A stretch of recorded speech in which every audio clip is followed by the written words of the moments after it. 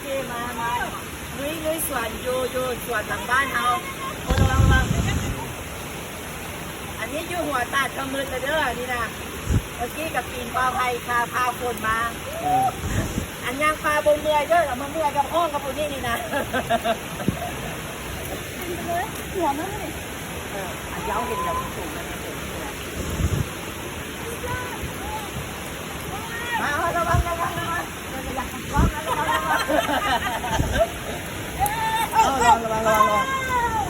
เลยทายมาเลยอย่าสวยพอยังมาบ่ไปได้บ่มันละนั่นได้หัวตาหรือมันลงไปเลยได้เลยโอเคขอบใจไอ้